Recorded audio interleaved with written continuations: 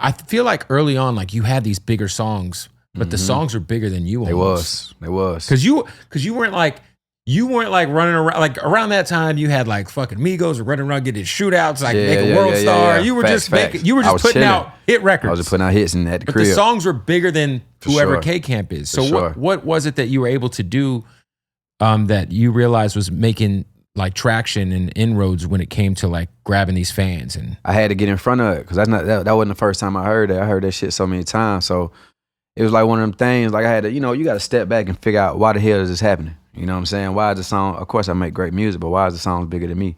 And I had to realize I wasn't in front of that camera enough. I wasn't networking enough. I wasn't being more personable. Like, you know what I'm saying? I'm a humble, low-key dude. I'm a private nigga. I be at the crib, I be chilling, I be vibed out. You know what I'm saying? So I knew if I was gonna take the shit to another level, I had to step in front of it. And that's what I did. If you go back to it's crazy because like a lot of my album covers, I used to hide my face. I used to do all type of shit. I used to be on some, you know what I'm saying, whatever the fuck they call it. What Bryson Tiller shit, it's a word, but I can't think introvert. of it. There you go. Yeah. Or you just wouldn't be on it at all. Like, you feel me? Fucking lions and hot chicks. And, I made the switch on, I think, the float cover. I think that it's either before that or the float cover. I told myself, each cover, if you go look at all my covers, my face is on every single one, like face. And that was a thing. I was like, okay, cool. They gonna know who I am. I can't let these records be bigger than me. And I think I caught up to it now. No, for sure. I think I caught up to it. You know what I'm saying? That's just time in the game for real. Did you notice the difference between like the hard ticket sales, like between on like, this one? No, just in general, like when you started to be more front facing. Oh hell yeah. When I started you know what I'm saying? When I started moving around more and just networking and popping out, like when the fans start to see my personality a lot more, and they of course now. Obviously, shit, we in real time right now. We on tour right now, and this shit's selling. How many dates you doing right now? We got 29 cities, I think. That's a lot, man. Yeah. We only on day 5.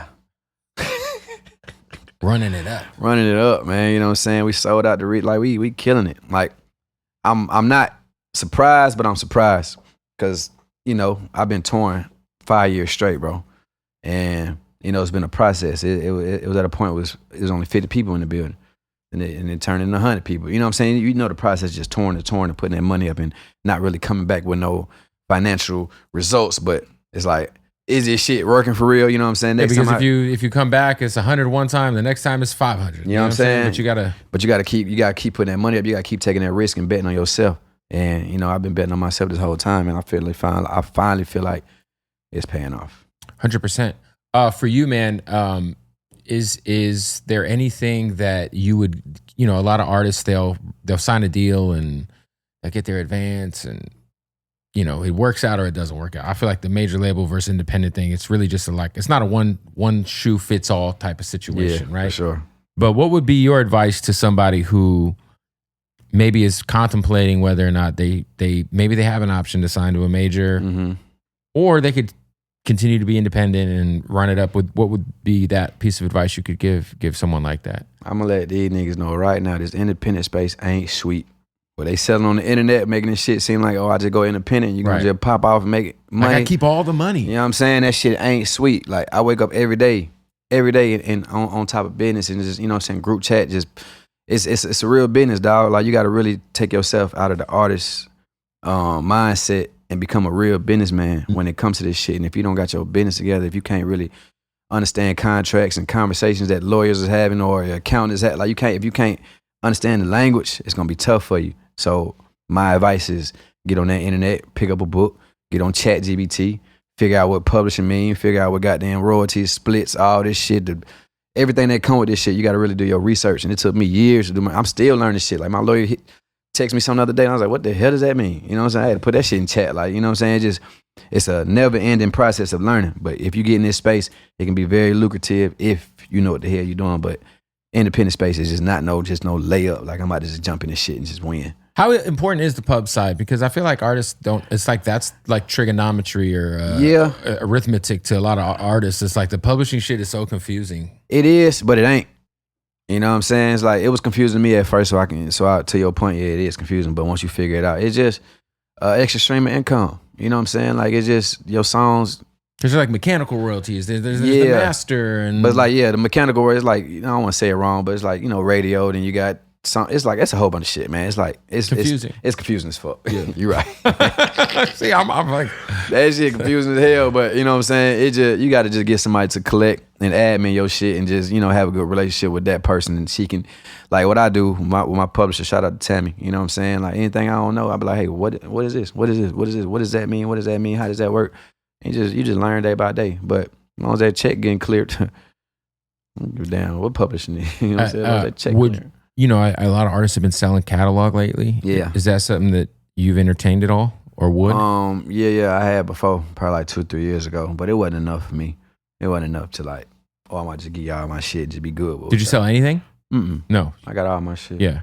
I was like, I guess it really depends on where you are, right? It's like, if you need to hit a lick. That's what I'm saying. If you need it, sell it, you know what I'm saying, and use that money to flip it. But if not. If you don't need it, like, you know what I'm saying, because the older the catalog, the more it's worth. And I just went independent, 3 years ago? So my independent catalog only 3 years old. So I want to at least wait till it's like 8 or 9 years old. You know what I'm saying? And then you keep running it up. You keep running it out. It's like compound interest. The more I drop, the more, you know what I'm saying, my next move is, holla at Jacqueline. And you know what I'm saying, bringing some artists and really turning the whole system up and creating a whole little movie like some Quincy Jones shit. Like I'm on some Jermaine Dupri shit next. Just trying to turn the city up. I was gonna say, I know working with Brian and those Virgin guys, they probably want you to do your own distribution company, knowing how they for sure. operate. We already got our own distribution. So are you bringing artists on board to kind of like help them out? Yeah, for sure. I'm with it all. You know what I'm saying? Like. This game get tricky. We know how hard this game is and shit. So, and I know how bad I had it in this motherfucker when I had my deal. So, what I'm trying to do is I need somebody who can just work harder than me, man, and understand the business. I don't want to babysit nothing. I want somebody who just is business first and music, not business first. Well, business first for sure. Business first, yeah. Business first, you know what I'm saying? But talented as a motherfucker, know how to maneuver through this game because this shit get tricky and it can fuck you over if you don't know what you're doing. So, that's what I be looking for, bro. You got some big features on this project. Shout out to Ari Lennox is on there. Shout out to Ari. Ty. Yeah. My guy those was some last minute motherfuckers. That was Carolina homie Joe Trufant. Shout out to him. Shout out Joe. You know Joe? All-time white. Good white right there. Joe need to start cussing or something. Yeah. It's a white guy with soul. We got to shout him out. Yeah, for sure. He need to start cussing. Joe, you need to start cussing, bro. You're going to get all of them. You start cussing. He don't cuss. He doesn't cuss? Hell nah. Good for him. That's a tough thing to pull off for me. He don't cuss. I ain't never heard Joe say cuss word. I be in my kid's school letting fucks fly, and my wife looks at me like, "Are you fucking serious?" And I'm like, "Dude, my bad." Letting fucks fly for real. That's why you shouldn't bring me to this shit. You know what I'm saying? I'm telling you, but nah, we got some great features. What was the last one that you said there was some like at the finish line? What was Ari? Ari. That was the last one. That was the last one. And, she had sent me that idea through a text, and I was like, "Man, cut that. I want to put it on my album." And she cut it and sent it to me. I did that verse that same day. I sent it to KY. Shout out to KY Engineering. He mixed the whole album. I sent it to KY. He mixed it up. That was the last one. And before that, it was Ty. Yeah, I had flew to LA during, what was it, BET? Sounds about right. June. Yeah, I had seen him in that one club with Sean Barron and Leon Thomas.